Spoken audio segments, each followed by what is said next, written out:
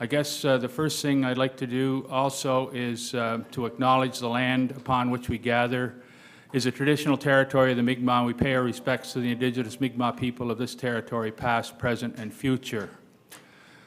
Now, at this time, I would like to observe a minute of silence in honor of Queen Elizabeth II, who recently passed away.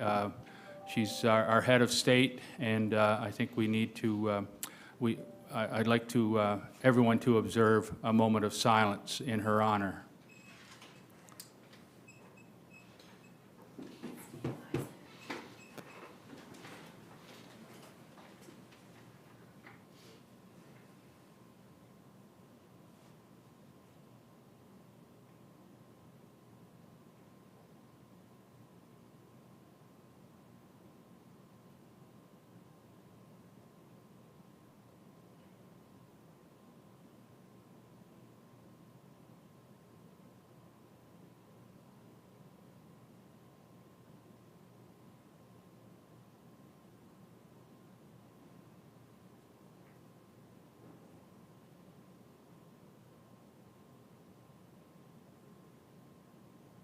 Thank you. May she rest in peace. God save the King.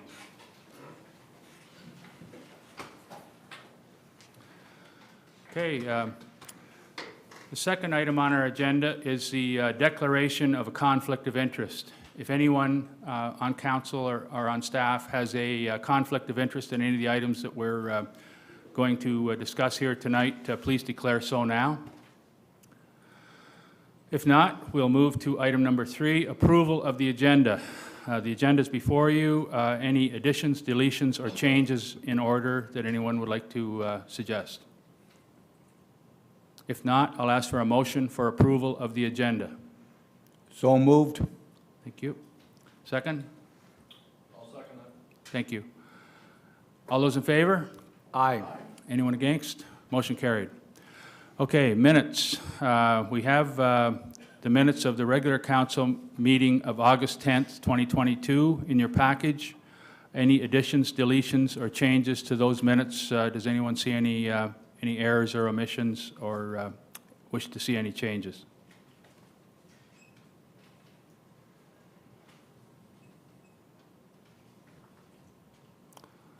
Okay, if not, I'll ask for a motion for approval of the minutes. So moved. Thank you. Do I have a seconder? I'll second. Thank you. Oh, thanks. There are both at the same time. Okay, is there any business arising from the minutes that we're not going to be discussing here tonight? It's not on our agenda for tonight. Anything that anyone would like to get more information about or follow up on?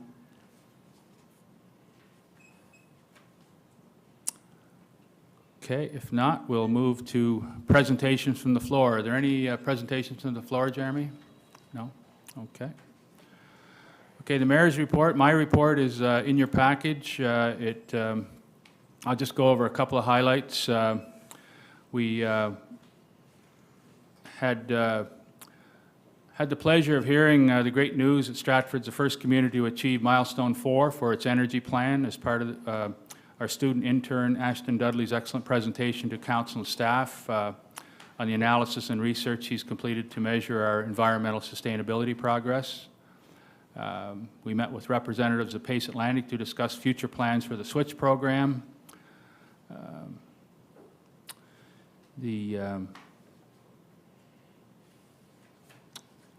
I guess we've been working together with the family of the late Cheryl Duffy to Dwayne Pino and the rec staff have done a lot of work to put together a fundraising walk for our youth center in honor of the late Cheryl Duffy, who had a major role in starting our youth center. And so we will be getting together on September 24th at 9 a.m.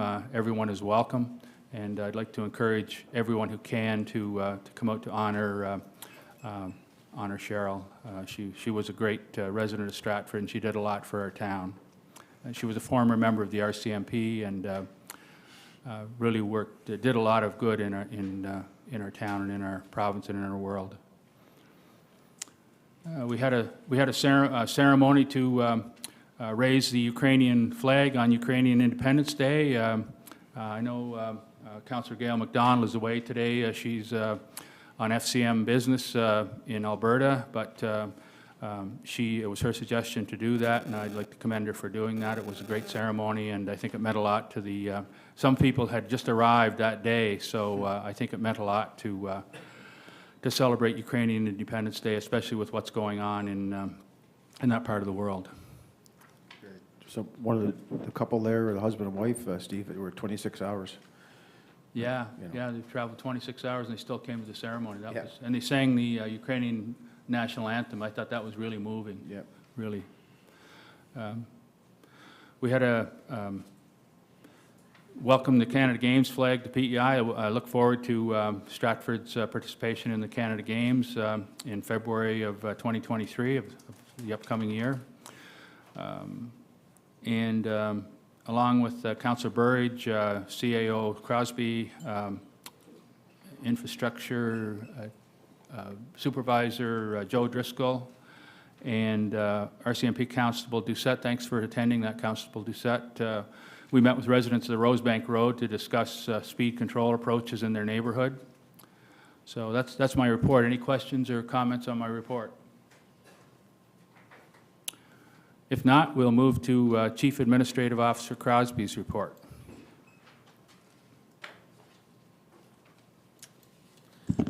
Thank you, Your Worship. I was able to take a couple weeks off during the first 2 weeks of August, so that was great. But also, when I did get back, had several meetings. We did meet with the Humane Society to talk about their contract and future for dog licensing here in the town. We were also looking at what next steps there might be in the housing supply challenge if we are successful, and we're hopeful that we will be. Community energy plan, as you stated, was Ashton did a great job, and it was exciting to watch him all along as he was collecting the information, and he was updating me on a regular basis, and pretty amazing what he was able to collect for information, and we're really hopeful to get that plan finalized here in the next little while. And he is staying on with us on a periodic basis here, as he's got some free time in university to help us out with that. So there are other items on there, but also organizational review, pretty close to getting that out for RFP, and switch program file, a lot of work done on that, and also the community campus file. We're into the stages of looking at the stormwater and how that's going to blend in with the surrounding properties, and there has been some extra work that needed to be done on that, and I'm sure that Jeannie will touch on some of those things, but if there's any questions for me, I'd be willing to answer them.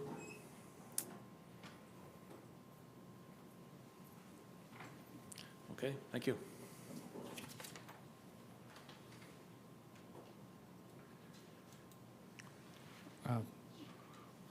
Thank you. Thank you, Jeremy. Appreciate that. Okay, we'll now move to Safety Services report. I'll ask I'll ask the chair of that committee, Councillor Derek Smith, to give his report.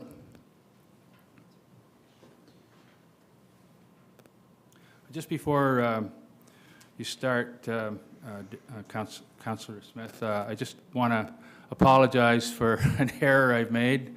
I've been referring to Constable Doucette, and it's Constable Height.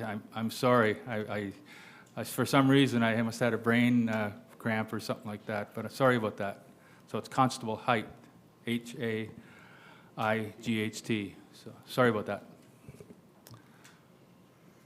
Go ahead. Before I start my report tonight, I have a short message or memo here to read out. In the last week, Stratford PEI in Canada has lost our very special monarch, Her Majesty Queen Elizabeth II. On behalf of the Stratford Council, I would like to extend our most sincere condolences to the royal family.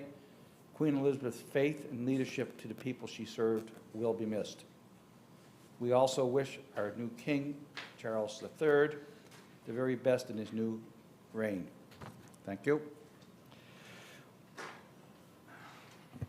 The Safety Services meeting was not held in the last month. There will be one next week, and there'll be a little catch-up doing because of the summer months. So no report there. Move on to street lights. The street lights reports will be coming in again. There'll be additional street lights put up within the town of Stratford. However, there's nothing to report there tonight. We get into now the RCMP report. Constable Haig, you might want to come to the mic now because this is where the questions start. We will focus on the mayor's report. The mayor's report states that there was 11 motor vehicle accidents in August. Stratford Road, Kinloch Road, Bunbury Road, Dale Drive, Hopetoun Road, and Route 1. I would notice that there's a number of accidents in and around the new construction area of Trans-Canada Highway. Would that have been a factor there, Constable Haig, the accidents in that area?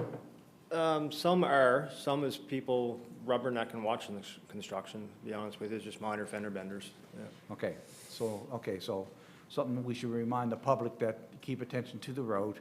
Yep. All right then. Tickets for the month, 34. There are a number of different speeding, non-moving seatbelts, a good generalization of enforcement of the Highway Traffic Act. Warning tickets for the month, 13. Police force responded to 3 911 calls in August, which is a very good number, I would think. 3 fire prevention acts. Constable Haig, that would be outdoor fires, campfires, smoke-related kind of thing? It could be a mixture of anything that we assist with the fire department. Okay, Yeah. all right then. Nothing really too much more out of the report, except for, I see the bicycle thefts are still a concern within the town. 11 reports of theft under. Is that sort of the gas thing again? Or Yeah, is it- some of that would be the gas and goes, and whenever it comes in initially dispatched to us, it's put down as a theft, but some people could be absent-minded, it should be a technical error with the debit cards, and so it's scored initially as a theft in our computer system. Yeah, All right then, that's great to and hear. we did have some shoplifting occurrences from across the road at Shoppers and Sobeys this past month. Okay, all right then, so that's picking up a bit. And 66 NSC checks for the month. I would expect that with hockey season coming on now, there'll be a lot of more NSC checks being done over the coming weeks. Lost and found, 4 reports of lost and found items. That's a fairly good number. Obviously, people are finding things and turning them in. Yeah, what some of that is a few of those were actually wallets or items that were stolen from vehicles from within the area Okay. and discarded after the thieves had taken any valuables out of it. Yeah. Okay, good enough then.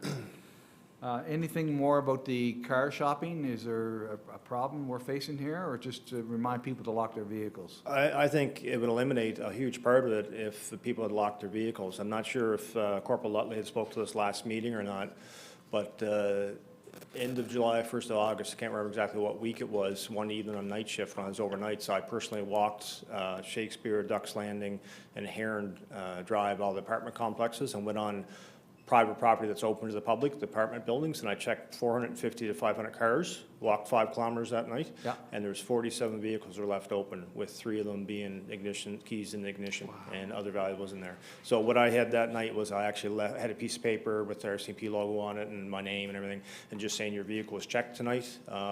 This is what I found, either valuables in sight, vehicle unlocked, keys in the ignition, just a little reminder for people to lock their vehicles. That was mentioned last month. Was it? I wasn't sure if you But had mentioned it. I want to personally thank you for doing that. You're welcome. That's a lot of walking, a lot of talking, but I mean, that's being proactive policing, and thank you for doing it. You're welcome. All right, then, well-being checks, there was 2 done in the month of August. And lastly, Operation Ice Cream Giveaway, how did that go? Went very well, received very well. I'm not sure, once again, timing, if Corporal Utley had spoke, I can't remember the date of the last meeting or not, but it's gone over extremely well on both sides of the fence, and I mean from What's the Scoop and the community, and from our standpoint. Okay, and I understand that was your initiative also. Yes, it was, yeah. Thank you for doing that. You're welcome.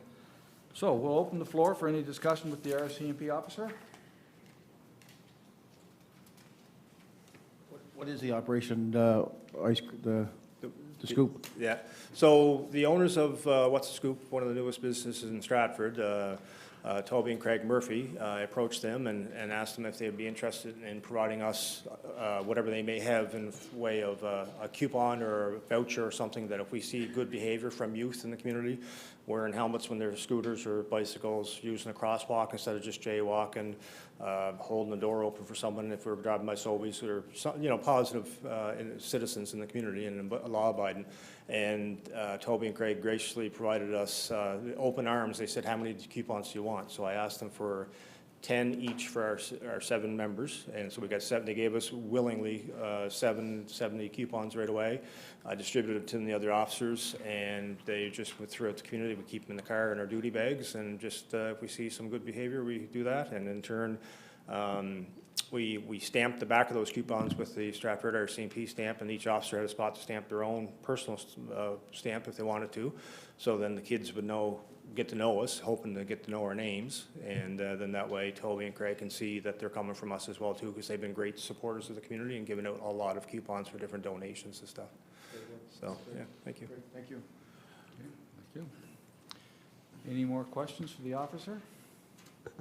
I'm usually pretty quiet during a safety services update because I'm in a room full of policemen. But those 2 initiatives are fantastic. I love, just from a resident's perspective, I think the ice cream idea and What's the Scoop partnership is a fantastic idea.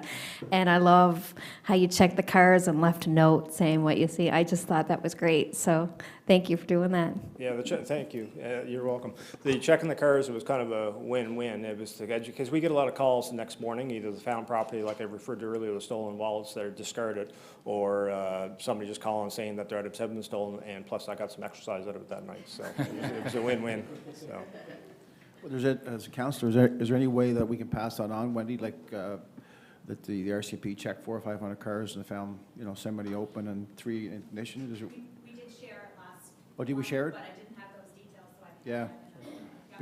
Yeah, it's pretty, for sure. yeah, pretty serious here when you leave 3 cars with a key fob or so on. So, Yeah.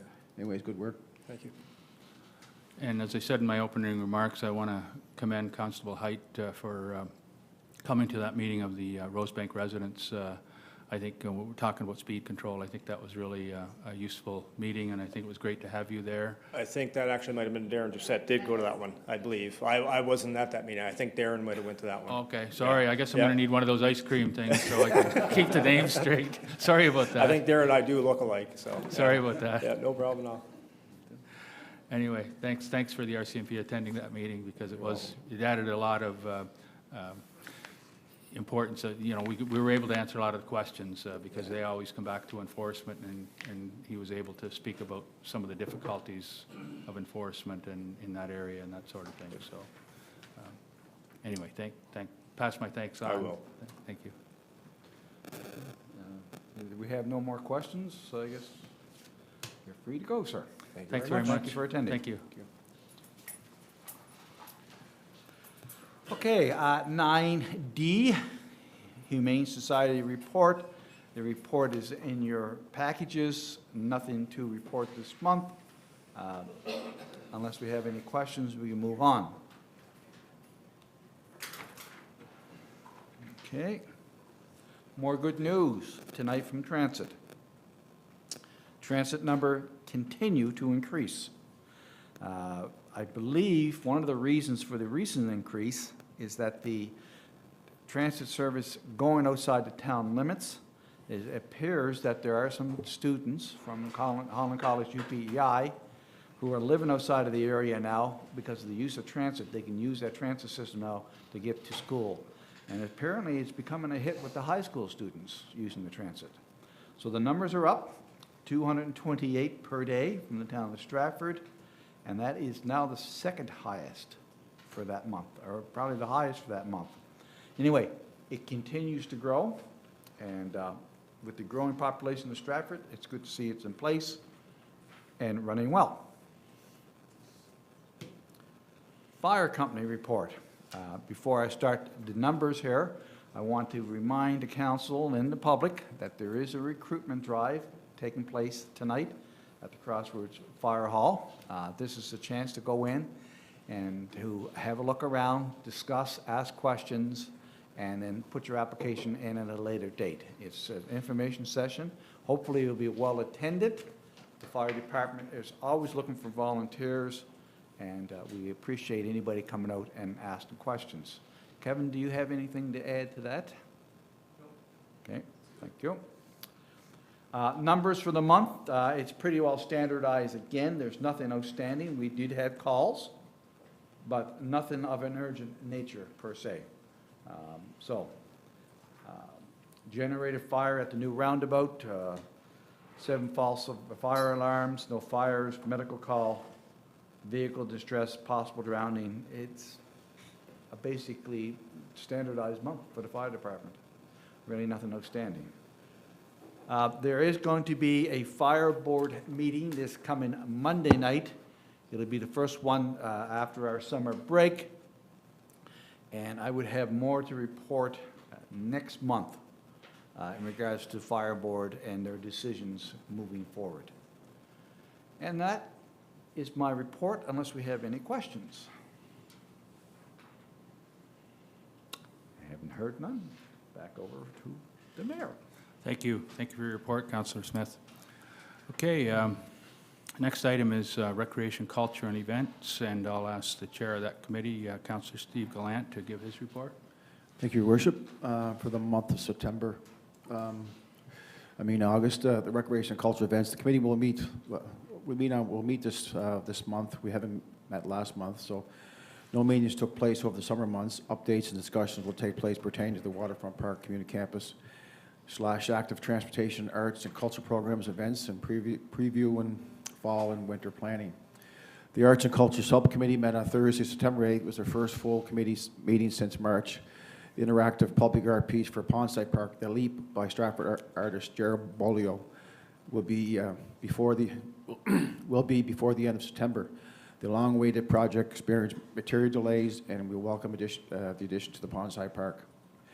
The adult and youth art programs are open for registration, with classes begin in October. The following programs are offered in the fall season. The drawing classes, beginner watercoloring, urban sketching, the art club, intermediate watercolor painting classes, life drawing group, PEI wall, foul carvers, a brush stop, preschool story time with arts and kids, and the youth art. Let's get creative. As always, the Stratford Youth Center Council, Youth Center Leadership Committee recently had their trip to Moncton from August 22nd to 24th. The trip included 6 youth and 2 adults. The Youth Center plans on opening a drop-in session on September 12th for the season. Programs and clubs will get started in October. The Youth Center will have 2 big fundraisers / community events in September, both during Stratford Fall Fest. This will include a fun fair with inflatables and with a new event, the Cheryl Duffy Memorial Walk, as you talked about earlier, Steve, in your mayor's comments. The walk will take place on Saturday, September 24th at Cotton Park. Participants of all ages and abilities are welcome to participate in a 1K, 2K, or 5K walk. There's an option to register as an individual or a team. No registration fee, but participants are asked to collect donations, sell raffle tickets, or fundraise for the event. All proceeds go to the Youth Center and to the new Constable Cheryl Duffy Stratford Youth Center Bursary Award. This will be awarded annually to a Youth Center member attending the post-secondary education. Events coming up, the Fall Fest events coming up at Cotton Park on September 23rd, 24th, and 25th. Activities include a family fun fair, dance, music performers, puppet shows, juggling, market tent, axe throwing, falconry, demonstrations, displays, a movie, and lit trail each evening. There will be a charge for the family fun fair hosted by the Stratford Youth Center and Party Perfect as a fundraiser for the Stratford Youth Center. All other activities will be offered at no charge. And And of course, Remembrance Day, Remembrance Day will be the Friday, November 11th. The ceremony will be in person, beginning at 10:45 a.m. at Stratford Town Center. Programs, fall program register is now open, with adult program beginning on Monday, September 12th. Skills and drills program starts October 8th. A new program offering this year, women's recreational basketball starts on Sunday. On Sundays, starts in September through December. Tennis PEI will be offering a series lessons league play at Pondside Court in September. Provincial championships. The town, Stratford, is proud to have worked with Stratford Baseball, Stratford Steelers, softball to host several provincial championships in month of August at Stratford Ball Fields. The September championships will or have been hosted on the following weekends for the following age groups: September 1st to 4th, U11A baseball. Congratulations, Stratford-based Eastern Express on the winning weekend. They will now represent the PEI Athletics. September 2nd, the under 15 AAA baseball. September 9th. December 9th to 11th for under 13 baseball, September 16th to 18th for, and just to make note here, got a note there from Jeremy, all the championship teams in softball. There's under 15 AA provincial champs, under 15A Team McDougall provincial silver medal, under 15A Team Pollard provincial bronze medal. In baseball, we had 15 under A provincial silver medal, 11 under AAA provincial champs, 11 under AA Team Barnes provincial champs, 13 under AAA provincial champs, 13 under provincial silver medal, 11 under Team Johnson provincial silver medal, and 13 under AA provincial champs. And we're hosting the under 17 AA NA provincials this coming weekend in Bunbury, Upper September 15th and 18th. So you'll see there's a lot of numbers there, and there's a lot of kids playing ball, and there's a lot of fields being filled. And with the land, community campus land, I don't think we're going to have too much hard of a time to fill those two baseball fields and softball fields next summer. Successful minor soccer season program wraps up September 16th. The program used Stratford Fields as a soccer complex, Kinloch Park, Keppie Park, and Fullan's Creek this year for the 7 under and 18 under divisions.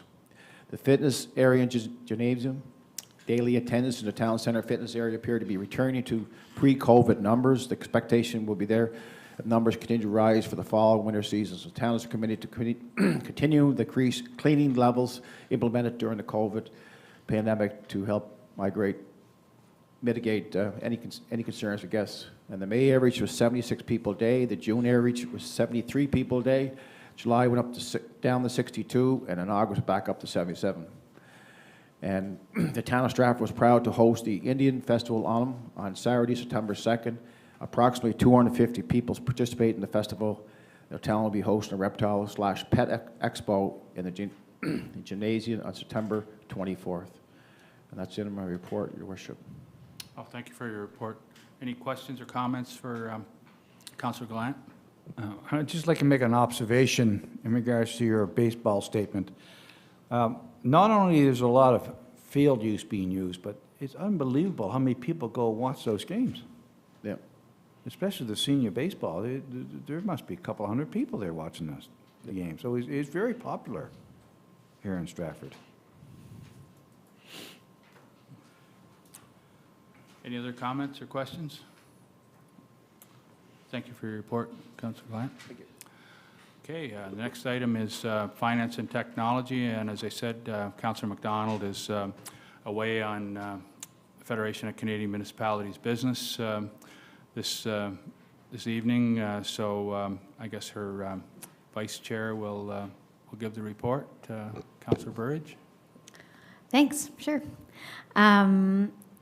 Yeah, Kim and Gail have left me a note here, so I'll run through it. The items that they're working on. The auditor met with council and staff to finalize the statements. They're now complete, and we have another clean audit. Finalized statements are available on the town website if you wish to view them.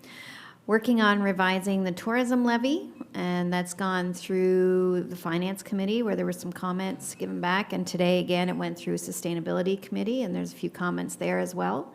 So still working on that. There was a virtual meeting with Switch to discuss future options. They are working on the long-term forecast spreadsheet, which is great.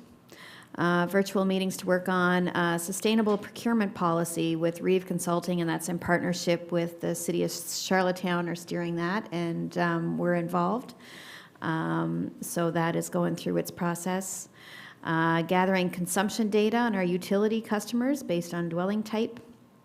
Met with the ViewWorks to discuss their product and get GIS assistance for a server upgrade.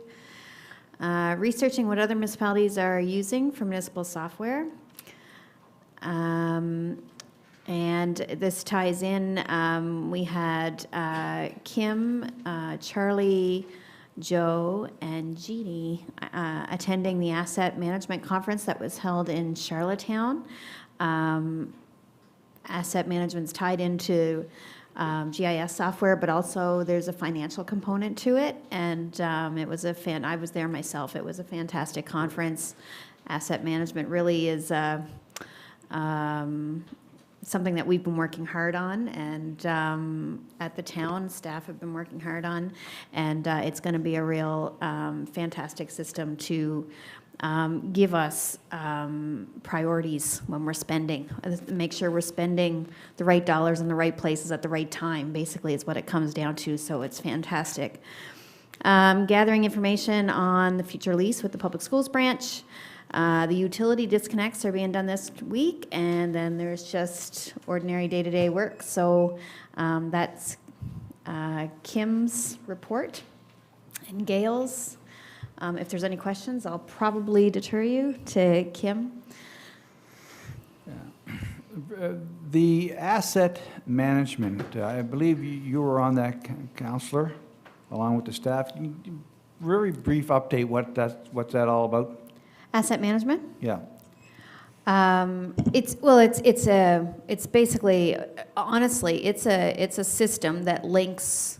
It takes all your assets that you have as a community, and that's underground infrastructure, that's fleet trucks, and it to buildings, and it even ties into natural assets as well. And so what you do is you inventory all of your assets as a community, and then you tie a value to them. And that's a level of service, and a consequence of failure are two other entities that are tied to each asset. And so at the end of the day, when you're making budget decisions or spending decisions, you can go into this system and say, what are our weakest links right now that we have to spend our money on? It really takes, not that we have a lot of politics in what we do, but it just flushes out very clearly what we have to spend our dollars on right now. And it also takes into account full life cycles of each asset. So operation and maintenance is taken into account of the value and the spend on that particular piece of infrastructure. But it's quite honestly, we were just at this conference, and the one message that we heard was, if you don't have this in play and operational, it's going to be hard to get funding. If there was one message, like communities are going to have this in play in order to be able to, communities are already finding, if they have it in play, that they're having much more successful runs at funding. Because you can make a business case for anything, right? You have the numbers. So Stratford is doing really well on the asset management side. We do have a few little things that we have to work through to get the GIS hooked up to the financial side, but yeah, that's basically what it comes down to. It's a great system to have in place for sure. Thank you. That might have been too much, but I'm a little bit passionate, I guess, about it. Yeah, and if there are any other questions on the financial statements, Kim's there to answer them. I guess, Councillor Burge, we talked earlier, they had some introduction to the waterfront and lagoon. Yeah. And included the town of Stratford in the conference? Yeah, so the conference, so it was hosted in Charlottetown, but there was a technical tour. So what we did was the technical tour was based on the Charlottetown event grounds and the Eastern Gateway project they're doing there, the active transportation across the bridge, and then our decommissioning of the lagoons turned into Waterfront Park. So that was a technical tour that we did. So Jeannie, along with Alex DL, who's a Stratford resident representing the province, and Laurel from the city of Charlottetown did a presentation on active transportation. And then we had Jeremy Pierce do a presentation on the Stratford Waterfront Park. And we actually walked them, we bussed them over to Stratford, and Jeremy and I met them on the Stratford side and told them all about the project, and there was probably, I don't know, 25. It was a full bus of people, and kind of walked them through our project, and then we all got on the bridge and walked back for supper. So it was a great little spotlight, I think, on our community, where we are, and what we're up to, and people were pretty impressed, I think, at the community and the projects that are in play. And I don't know if you have anything to add. Yeah. Like, I just interested myself about the sewer, pumping the sewer into the pollution control plant in Charlottetown. What were the reactions? Like, you know, they usually, town looks after town, but we're pumping. No, I think overall that they thought that, and Kim, chime in here at any point, but I think that they felt that that was a responsible decision to just have one outlet into the harbor. Yep. I think from an environmental perspective, they thought that that made sense. And they really like the whole bunch, they're very much about shared services. So working together as communities to, you know,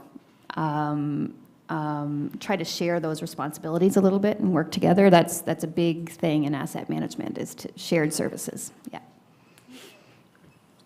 Does that chime in? No, Okay, you're doing all a right, wonderful okay. job. Okay, any other comments or questions on the finance report or on the financial statements? I just want to congratulate Kim and her department for the clean audit. Well done. For the what? She had a clean audit. Oh, yeah, absolutely. Yeah. Yeah, that says a lot. That's a great to have a good clean audit like that. We didn't even get a management letter, I think. Everything was pretty well standard, yeah. Okay, thank you for your report, Councillor Burridge.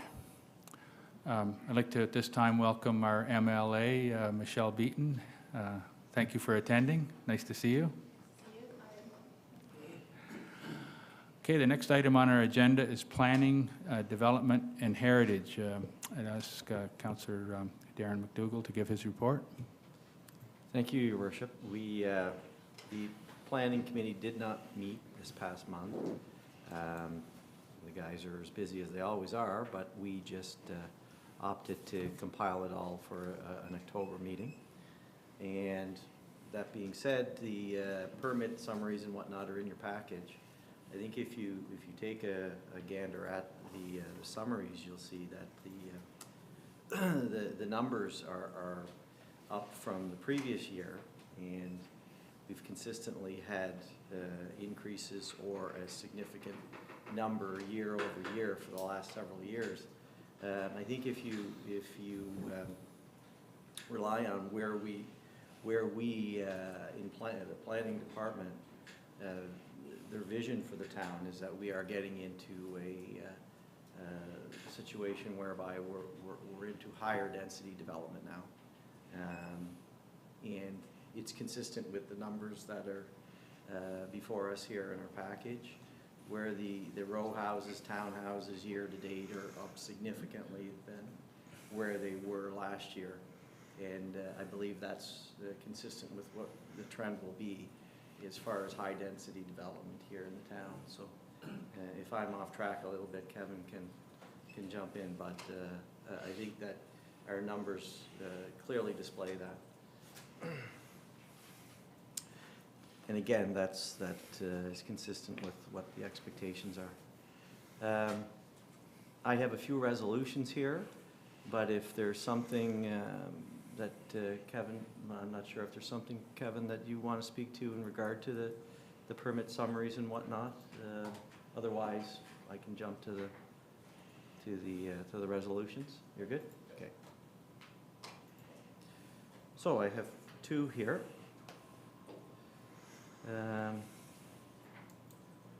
I'll start with the Town of Stratford Resolution number PH 030-2022 A 003-22 General Text Amendments. Town of Stratford Zoning and Development Bylaw number 45, first reading. Whereas several text amendments to the Zoning and Development Bylaw number 45 have been identified to modernize the home occupations section to reflect changing times and to respond to new opportunities, as well as other text amendments bringing updated language to improve the Zoning and Development Bylaw number 45. And whereas a public meeting was held on July 27th, 2022 at 7 p.m. and was live streamed on the town's Facebook and YouTube. Residents were given until August 1st, 2022 to submit their comments. And whereas one comment was received from the public regarding the required text amendments. Be it resolved that bylaw number 45-L, a bylaw to amend the Town of Stratford Zoning and Development Bylaw, bylaw number 45, be hereby read and approved a first time. This resolution bears the recommendation of Planning and Heritage Committee as discussed at a meeting held on August 1st, 2022, and the Committee of the Whole at a meeting held on August 24, 2022. So moved. I'll second that. Thank you. Okay, any discussion? Anything in those text amendments that they're basically just housekeeping, Kevin, I take it? Yeah. The home occupation portion is considerably more than a text amendment. There's quite a bit of detail that's been changed in that. And I think there was another detailed discussion after the public meeting that was held at your Committee of the Whole meeting. Unfortunately, I wasn't there. I was on vacation, but our town planner, Dale McKeon, was there, as well as our CAO, Jeremy Crosby, and I'm sure either one of them could answer any additional questions. But there was a couple of amendments made to the bylaw document, which was for the number of employees. I can't remember the additional. And I think the hours were adjusted. Oh yes, the hours were revised slightly, Yeah. ending at 8 p.m. Monday to Saturday, and then Days of the week. Sunday was 12 to 5. Yep. So if anybody has any additional questions on that, either myself or I may have Dale help out with that. And it excludes childcare centers. It does with the hours, yes. I think we have to recognize too Sarah's research and Dale's work on this. Like there was some pretty intense research done here and presented so clearly along the way. Looking at what, I don't know, it was probably 6 to 10 other communities do, and all kind of fitted into boxes to see, what were the big items that came out of those particular bylaws. So there was a ton of research put into this that I think everyone has to appreciate. Sarah did a great job of collecting that. Dale did a great job presenting it. So this is, before I think our home occupation piece was a paragraph.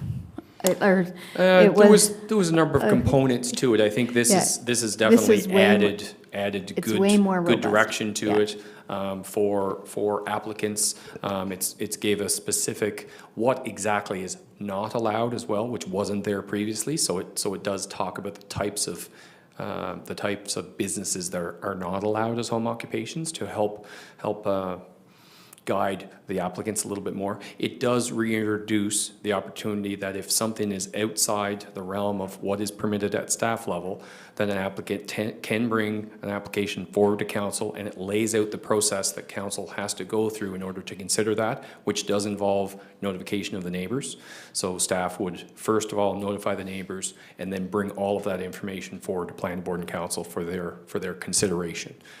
So it's not all-encompassing, that it's all going to be handled at staff level. If there are ones that are outside of the ones that are listed, there is an opportunity for an applicant to present that to council and get their consideration.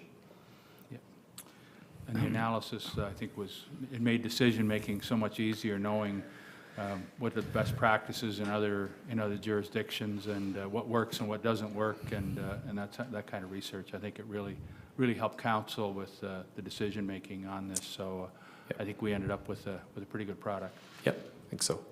So, would it be fair to say that we have put this program in place for people to start a business and to try to lower their cost a little bit? And it is our hope that if their business takes off and builds, that they will open up a retail store within the town?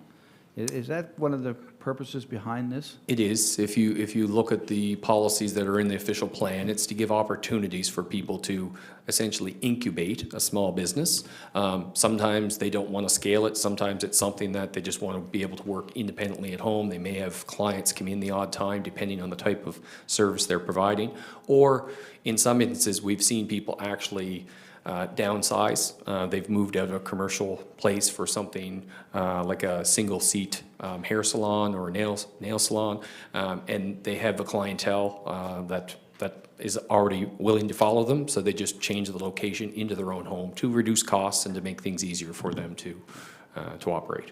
But hopefully they'll grow and we'll get more business storefront. We have absolutely seen it where a business has grown to a point that they have established in other areas within business areas within Stratford. Hopefully within Stratford is what we're striving for. Thank you.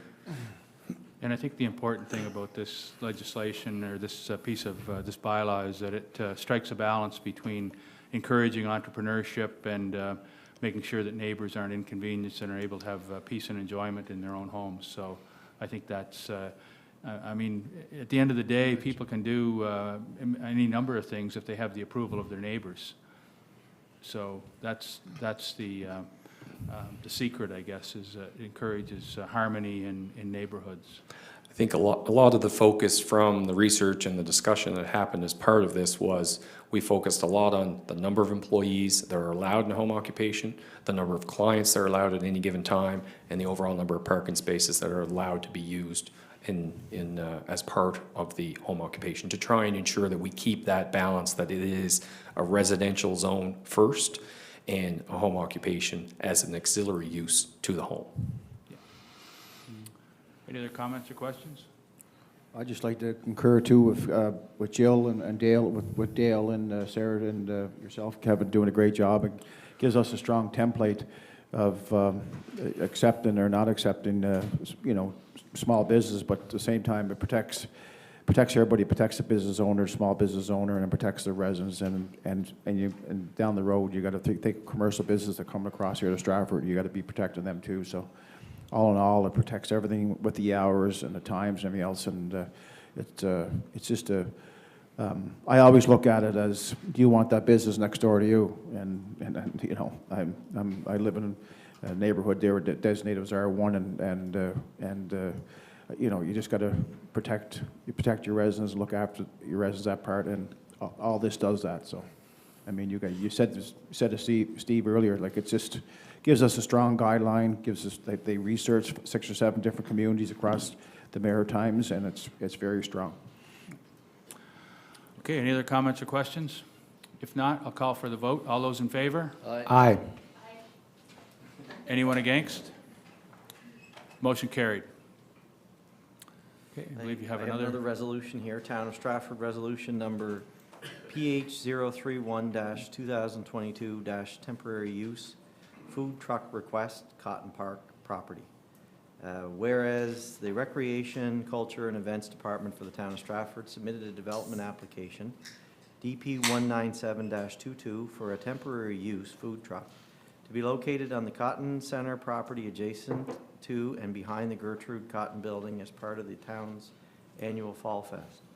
And whereas in accordance with the Zoning and Development Bylaw number 45, Section 8.20, temporary uses, where council deems that there would be no health or safety risks to users and there would be no significant nuisance created for adjoining properties. And whereas council may issue a temporary development permit enabling the temporary erection of the building or structure and/or the temporary use of land to accommodate a celebration or event, and the duration of a temporary use permit shall not exceed 30 days. And whereas council may attach conditions to a temporary use permit which are appropriate to ensure health and safety of residents, visitors, neighboring residents, or to minimize any potential nuisances. Be it resolved that council grant approval to an application for a temporary use food truck to be located on the Cotton Park property, subject to the following conditions. That the food truck shall be located on the Cotton Center property as per the site plan from September 22nd to September 25th, 2022, and the hours of operation for these days shall be 12 noon to 9 p.m. That the food truck vendor shall provide the town with a valid copy of the food service license permit and any other relevant license permit issued by the province prior to the food truck being located on the Cotton Center property. That the food truck vendor shall ensure the cleanup of all debris around the location and the site is reinstated to its previous condition prior to the event. So moved. I'll second it. Okay, any discussion on this? So this is for Fall Fest, that, so there's some food available. It'll be probably like sausages and hot dogs and that sort of thing. I would Yeah. assume so, yeah. Yeah, so, Yeah, it's a good idea. We have the ability to issue this permit, and I'm certainly in favor of it. Do you have any comments on that, Jeremy? This comes under, Yeah, no real comments. This is our second opportunity to host Fall Fest after 2 years of COVID, and we look forward to hosting an event. It was formerly at Fullerton's, but Cotton Park is a little bit more conducive for the size of the event where we are right now. Hopefully in the future we can expand it to include additional parks and trail systems, but right now Cotton Park is the location. Jeremy, obviously this is the first time we've had a food truck, I think, within the town.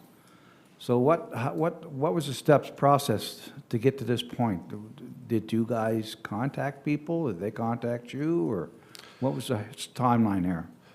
In terms of the food truck, the vendors themselves? Yeah. It was us reaching out to different organizations to see if there was any interest. It kind of fit the idea and the theming of Fall Fest itself. In terms of the protocols and the procedures, it was the planning department that we worked with in terms of ensuring that this type of activity was permitted within our policies and our bylaws. Okay, so there's probably a need for food services at a site like this, and just is another step towards making it grow bigger, I guess, eh? Absolutely. Fall Fest a couple of years ago when we hosted it at Fullerton's on the first Saturday had upwards of 1,000 people. The second day was a few hundred people. So this is our opportunity to not only share our trails and our parks, but also some of the wares that are within our community in terms of our vendors and our commercial entities. Okay, thank you. Just a question there. The food trucks, I'm all for it. I think it's a great idea. I'd like to see the bylaw come out so that it's in the books for everybody. I know back a couple of years ago, Derek, you said this is a first. It's not a first. Mackenzie's had one on their property, and I think we asked them to remove that. I'm not sure why at the time, and we're approving this, but we refused them. But I'm for it. I'm sure there was a good reason. But did the bylaw change since then, or is it, why was Mackenzie's refused? Because they don't have highway access for that use. They have an agricultural resource use driveway access onto the Trans-Canada Highway, so it's not a permitted use on their property. So if they applied tomorrow, they'd be refused? Correct. Okay.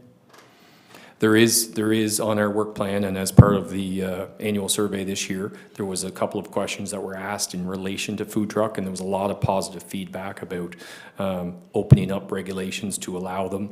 I think the thing that you have to look at more when you look at food trucks is where are you going to allow them? City of Charlottetown, for instance, they have a street vendors bylaw. It's completely separate from the zoning development bylaw. Talks specifically about where they're allowed, whether they're seasonal, whether they're year-round, whether they're in a public parking space or they're in a fixed location, what the annual fees are for them. The annual fees are essentially made to offset taxes that they do not pay, which permanent commercial business owners within the town would pay to ensure that you're kind of leveling the playing field. But it is something that we do intend to do more detailed research on, similar to the home occupations, and bring forward some recommendations to allow them. There may be some questions as to where will they be allowed. This particular one is in one section of the bylaw which is allowed for a celebration or an event. There is another section in the bylaw that allows for temporary commercial uses, but those are only allowed in commercial zones. So somebody could apply for a food truck today, and we have had inquiries about them in the past. We've just never had anybody that wanted to go through the formal process. They just wanted to be able to set up and do it. And unfortunately, our regulations are not written that way. They have to apply to council for a temporary commercial use, and it has to be within a commercial zone. So the Mackenzie's is not in a commercial zone, and the highway access is not for commercial purposes. So we're discussing food trucks, and I can appreciate that, but what about these people who are selling lobsters or corn, or did they go into that group, or they're separate, I guess, are they? I don't know the answer to that, but that is something that we'd have to look at. Street vendors essentially is, I think, is what you're referring to. So it's not just food. It could be other types of products that are being sold. It doesn't necessarily have to be just food. It could be somebody selling something, like you said, out of a parking lot that is not food related. It could be merchandise of some kind. So it'll be part of the review. I think there are some specific regulations around food as opposed to things like potatoes or corn or lobster. I know that you're not allowed to sell cooked lobster unless you comply with the food health and safety guidelines and have inspections and that sort of thing. So I think that's the difference. Okay.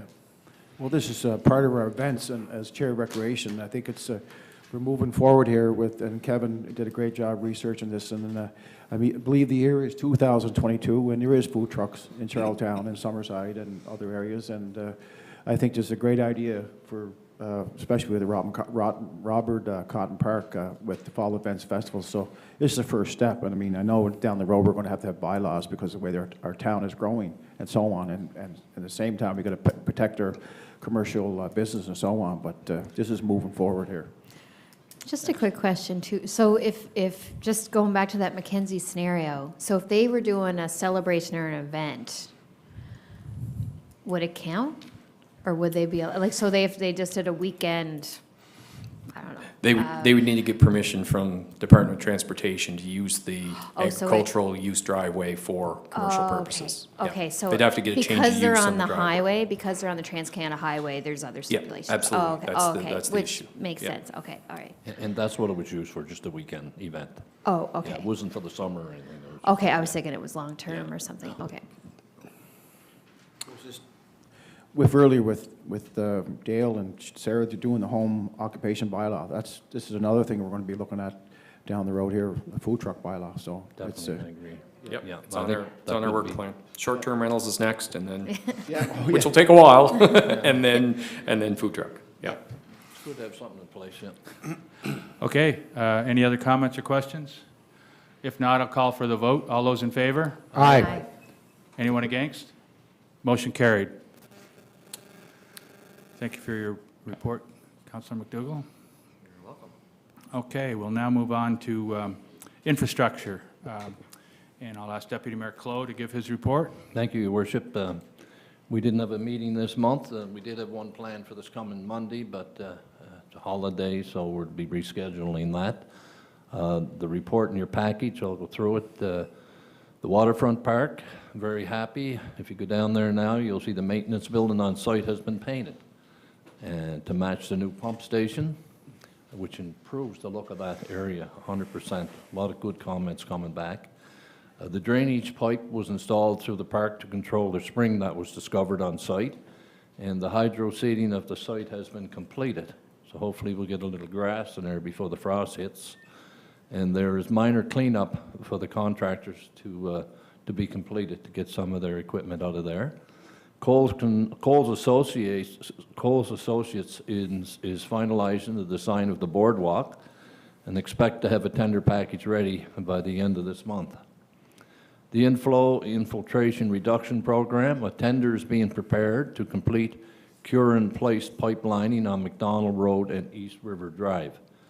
This same process was used last year to renew sewer pipes that remain on Clifton Road and East River Drive. The two sections of the sewer mains selected for this year are concrete pipe showing deterioration of the joints where infiltration occurs. The lining is expected to be completed by this fall. Pondside watershed restoration, 3 tenders were submitted, with 2 considered overpriced and 1 quite low. The low bidder was not comfortable and forwarded their bid. Changes were made to the scope of the work, and the 3 were asked to bid the project again, but only 1 bid was received. And I have a resolution coming shortly on that project. Kepik Road sidewalk replacement, a resolution is being brought forward this evening recommending awarding of the project to Earthform Landscaping in the amount of $224,000 plus HST. Earthform is scheduled to begin the work later this month. The Corey's Pump Station upgrade, the consultant is reviewing changes to the station upgrades that may reduce the project's cost to remain within budget, as the first tender only received 1 bid, which was 3 times over the budget. The revised project will most likely be re-tendered through the winter, with construction to begin in the spring. Landmark has begun the 4-main installation along Kinloch Road, and that's progressing well. The community campus site servicing, in collaboration with the province, the Bunbury Road and Campus Road intersection alignment is being finalized. The province has committed to installing a lighted intersection where the Campus Road will line up with Duffy Road and will acquire any land required to accomplish this. Good news. Meetings have been held with the Department of Environment, Ducks Unlimited, and the adjacent property owners to begin discussions of options for stormwater management and discharge into the adjacent wetlands. Information is being gathered so decisions can be made and design finalized. The consultant is preparing a site grading plan to determine if material from the school site can be utilized on the town property as fill. Preliminary indications are that there will be a significant volume of material required to be removed from the school site. The Kinloch Road multi-purpose path, 2 proposals were received and were reviewed by a team of 3. WSP Canada Inc. scored the highest and was awarded the design and contract administration services in the amount of $46,575 plus HST. The tender package will be ready for issue in January, with construction beginning in the spring. And the infrastructure staff have been busy, grass cutting, sports field maintenance, speed hump installations, installation of playground equipment, and new flooring installed at the youth center and in the kitchen at the town hall. Fencing removed at the maintenance building on Hollis Avenue, so new fencing around the new dry storage building can be completed. The bylaw complaints, tender for snow removal contracts, sewer system monitoring, water system sampling, water and sewer inspections. And during the month of August, there was no major sewer or water emergencies, but staff have been extremely busy. That's my report, Your Worship. Thank you for your report, Deputy Mayor. Any comments or questions on Deputy Mayor Clowe's report? In your report, you mentioned the Moore's Pond bill going out. I take it that's still going ahead. It's just being realigned a bit. That's right. I'll let Jeannie comment on that.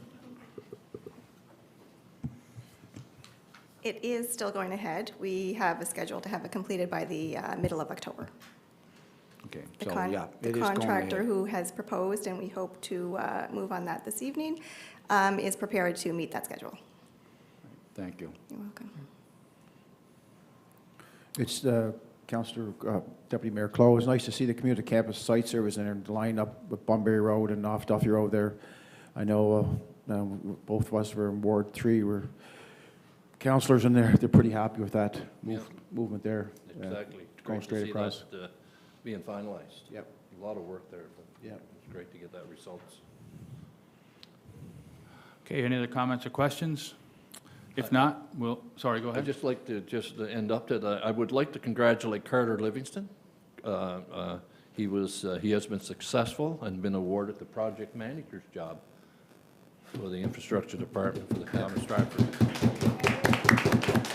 Yeah, Good for Carter. yeah, great guy. Yeah. 2 resolutions. Yeah, just proceed with question. the resolutions. Just one question, Garrett. One more question? Yeah, just about the community infrastructure, community campus. Jeannie, starting next spring?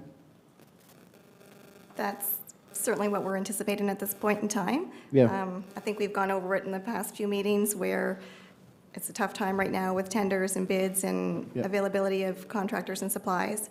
It is being recommended that we tender this through the winter months where we'll have the best competitive process and be ready to start construction through the spring. Yeah. Yeah. Where are we at with the school, with the government? In terms of their processes? Yeah. Or they're well underway with design. Yep. They are suggesting to us they'll be ready to start construction June, July. Okay. Yep, Okay. Thank you. welcome. Well underway. Resolution? Yeah, go ahead. Resolution number INC 006-2022, Kepic Road sidewalk replacement. Whereas the replacement of approximately 255 meters of sidewalk along the Kepic Road from Pondside Park to Wood Lane Drive was approved in the 2022 capital budget, and whereas a tender was issued for the replacement of the 255 meters of sidewalk and for the replacement of the corner section of sidewalk at the intersection of Kinloch and Stratford Road, where the utility had to be excavated to complete an emergency repair to a water valve last winter. And whereas Earthform Landscape Professionals was the only bidder with a price of $224,000 excluding HST, whereas the approved capital budget for the active transportation project is $1,225,000, be it resolved that the construction of the Kepic Road sidewalk replacement be awarded to Earthform Landscape Professionals in the amount of $224,000 excluding HST, and this resolution bears the recommendation of the Infrastructure Committee via an email poll conducted August 18, 2022, and the Committee of the Whole at a meeting held on August 24th, 2022. So moved. Have a seconder? I'll second. Thank you. Okay, any discussion? In the statement here, it says sidewalk. Is it going to be a trail or an active transportation trail, or it is sidewalk, is it? Just sidewalk, I believe. Yeah, it's a replacement of the section of concrete sidewalk. Okay, it's a Yes. replacement then. It is, yeah. And- It's currently only a 4-foot section in very bad condition, so we will widen it to the traditional 5-foot wide section. And it'll be cement also? Yes, concrete, Okay, yeah. Mhm, concrete. yes. And the reason we're doing this is a safety issue, I guess, because Exactly. it's not safe the way it is. Absolutely. It's No. deteriorated, Yes, and doesn't meet standards because it's only 4 feet wide. correct, yeah. Okay. Some big toe catchers there. Pardon? Some big toe catchers there, they call them. And we have received, people complaining about that Sure. section, runners, walkers, and. Yeah.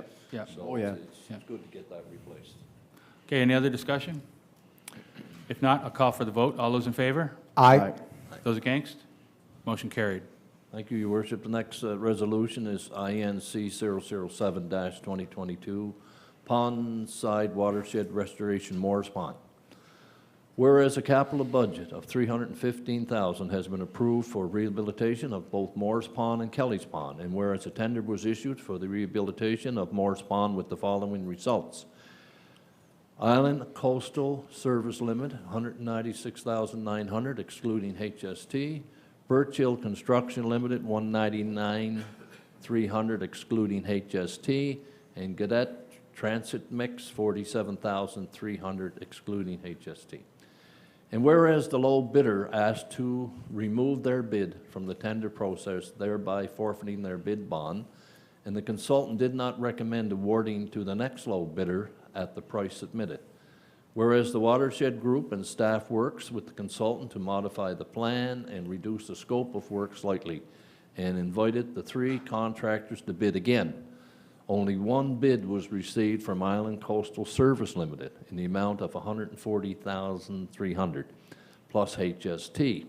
And whereas Kelly's Pond work has been postponed to next year to coincide with culvert replacement work to be undertaken by the province, and the design fees for the entire project are $82,165 for total project cost, including Moore's Pond rehabilitation of $224,465. Bid resolved that construction of the Moore's Pond rehabilitation be awarded to Island Coastal Service Limited in the amount of $140,300, excluding HST. This resolution bears the recommendation of the Infrastructure Committee via an email poll conducted on September 9th, 2022. So moved. Second? Anybody second? I'll second. Okay.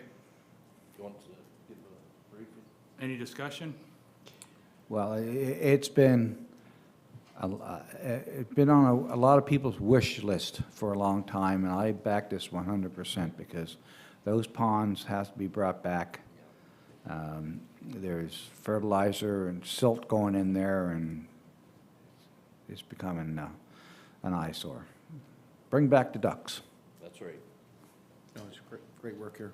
Yeah, it's good to get that project going. Any other comments? Anything from sustainability? Yeah, I mean, yeah, this is a big project.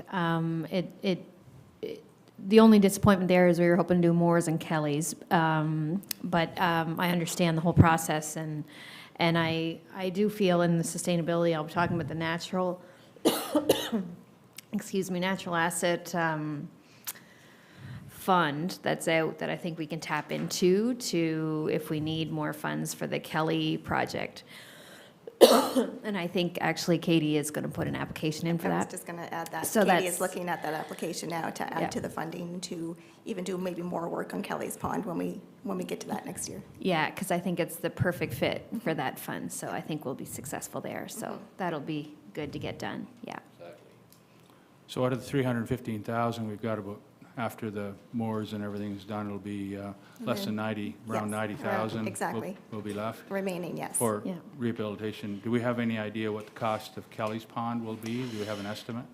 No, we haven't gotten that far in the process to get an estimate on it yet. Just with the trends that we're seeing, I fear that it's not enough. But again, we're hopeful that Katie will get this funding through this new program, so that'll supplement it. Okay, Yeah. great, thanks. All right, any other discussion?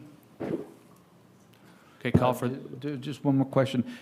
Kelly's Pond was slated for some artistic, Steve, it was some artistic new statue going in there or something for Kelly's Pond, the frogs, moors? No, it's Pondside.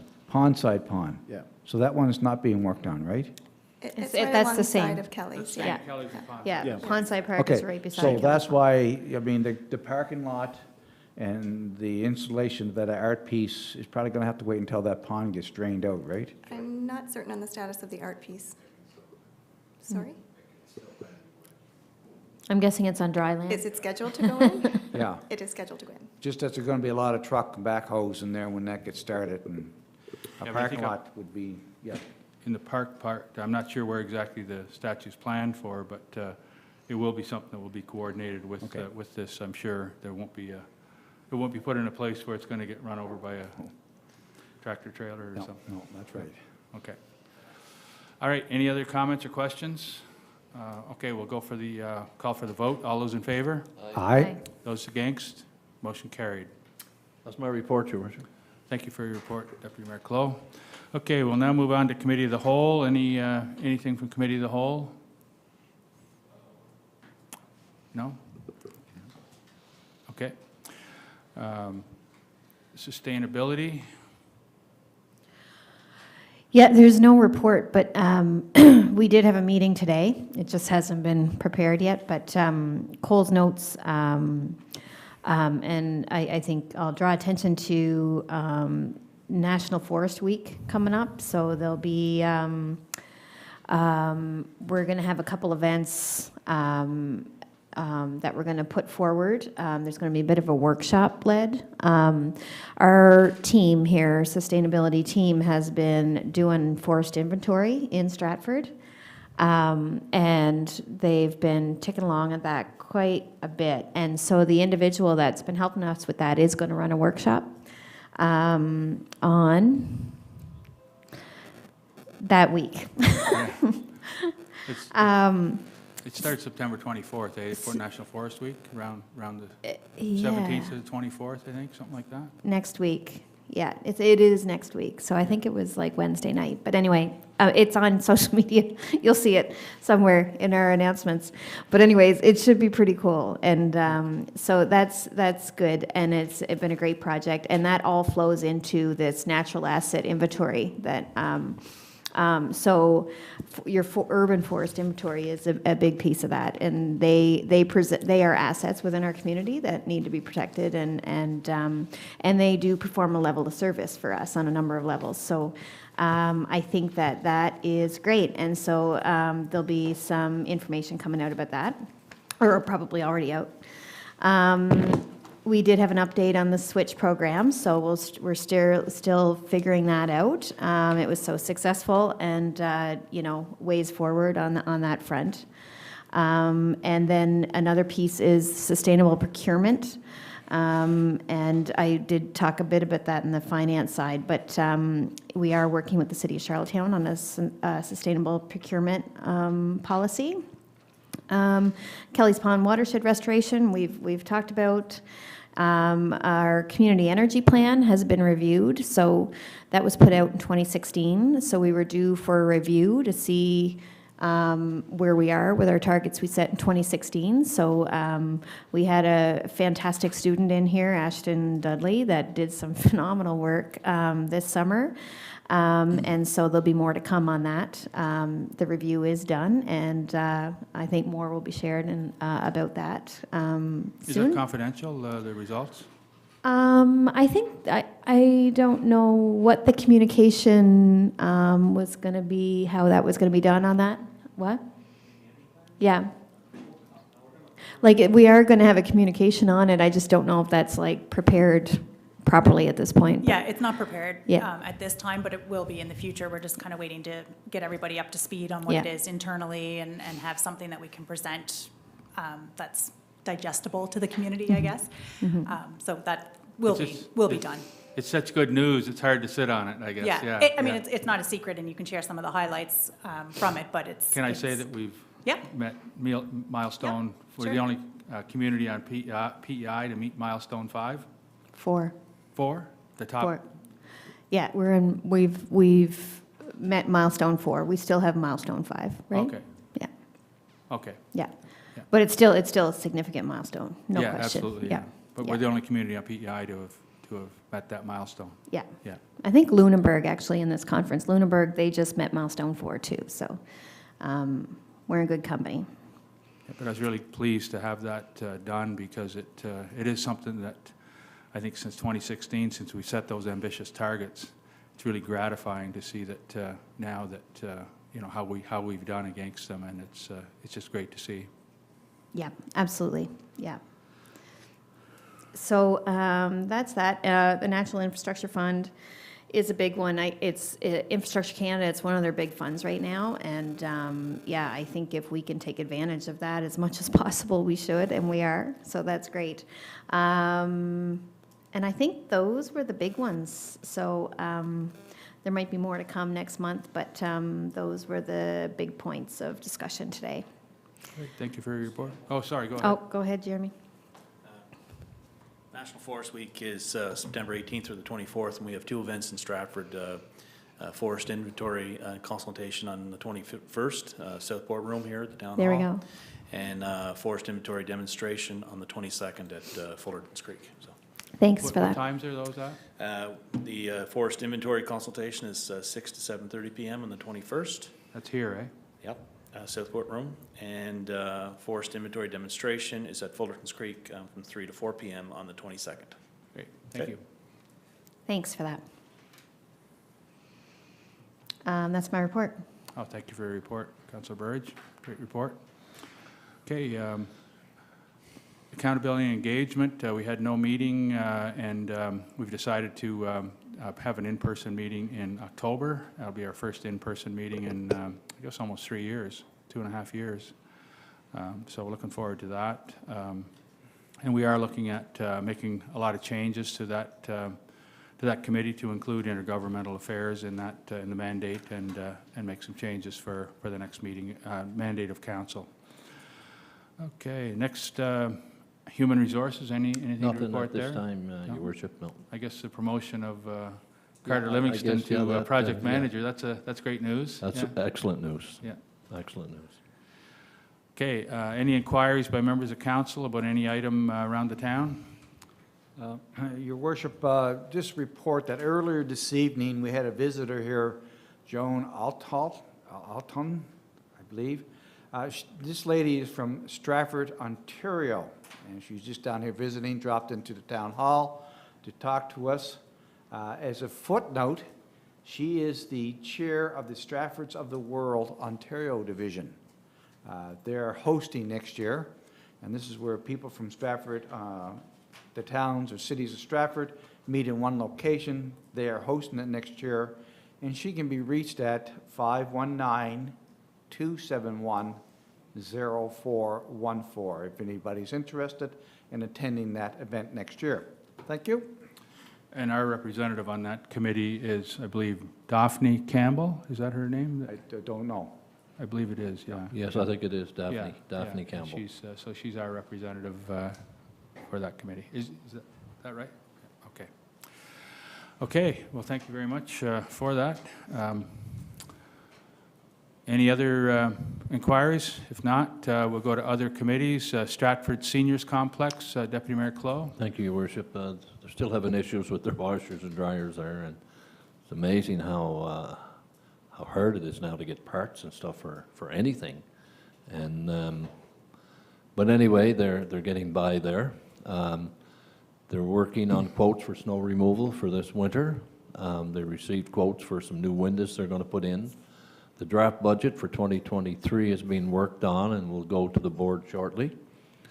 Tender is being received by the board to hire a firm to help with the new replacement plan as required by CMHC.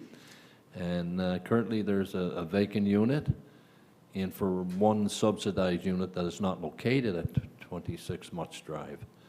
So they're trying to get a place to rent in Stratford that'll meet the CMHC pricing level. Currently, there are 19 people on the waiting list, so there is a waiting list, and but things are pretty good down there. How many rooms do they have altogether? Kim, there's 16? 16. 16, yes, 16 rooms. 15 in the building, and then we have one subsidized. Yeah, one Okay. subsidized. And another building. Total 16, yes. So we've got 16 and we've got 19 on the waiting list. Yeah, Wow. Thank you. that's my report, unless there's any Okay. questions, sir. Thank you for your report. Any questions for Deputy Mayor Clow? Not, we'll move to Community Campus Implementation Committee. Councilor Jill Burridge.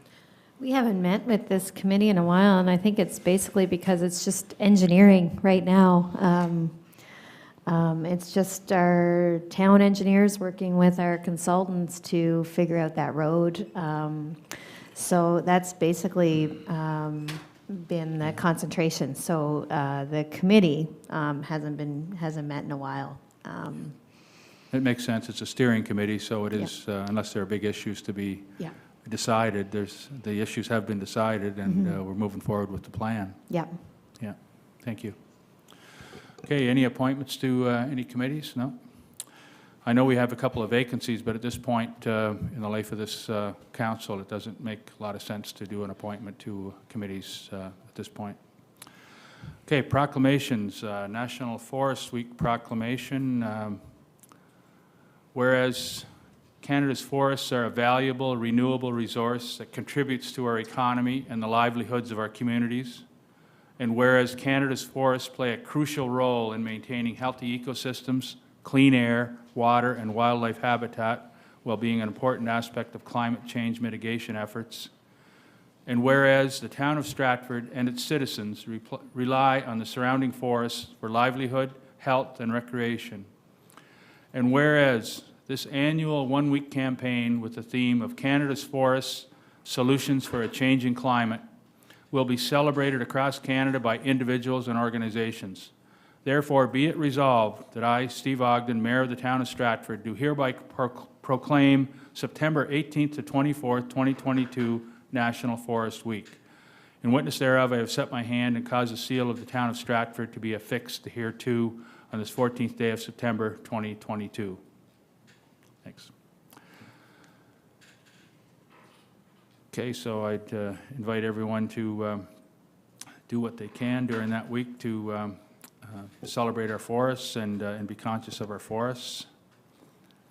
I do have another proclamation, the International Day of Peace, September 21st, 2022. And we did have a visit from representatives of the organization that's promoting this International Day of Peace, and we had a great discussion before the meeting today at 3:30. So I'll do the proclamation. Whereas in 1981, the United Nations proclaimed the International Day of Peace be devoted to commemorating and strengthening the ideals of peace, both within and among all nations and peoples.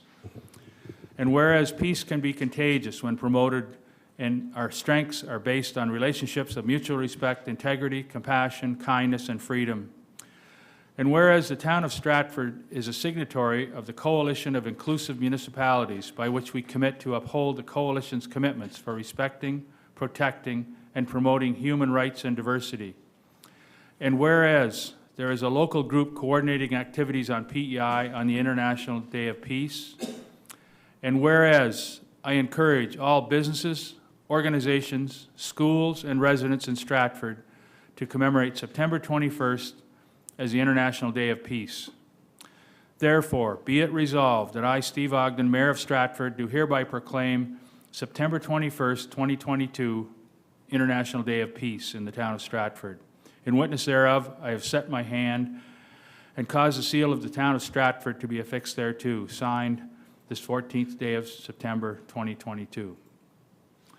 So those are, and I think it's really important in this time of where there's conflicts in different countries around the world that we celebrate the peace that we have here, and we do whatever we can to promote peace. I understand one of the groups that met with us earlier this evening had made these origami, the thing of peace. So I just appreciate, that's why we all have them on our desk here tonight. They're handmade by a member of the committee, and she just left us all with one. Thank you. I'll just give quickly, I know people want to get home, but I just want to quickly go over what the symbol means. It's become a symbol of peace, hope, and healing during challenging times. It's based on a post-World War II story of Sadako Sasaki and her unforgettable tale of perseverance. She was diagnosed with leukemia at age 12 due to radiation exposure after the bombing of Hiroshima. She became determined to fold 1,000 cranes in hopes of recovery, happiness, and a world of eternal peace. Although she was only able to fold 644 cranes before she died, her classmates folded the remaining 356 in her honor, the ultimate testimony to loyalty and hope for a better future. Please take a crane to celebrate Peace Day and make an effort to promote peace at home, in the community, and in our world. So that's what these cranes are all about. So thank you to the committee that's promoting this, and I think it's a great cause. Any other business before we close? If not, I'll call for a motion for adjournment. So moved. Okay, we're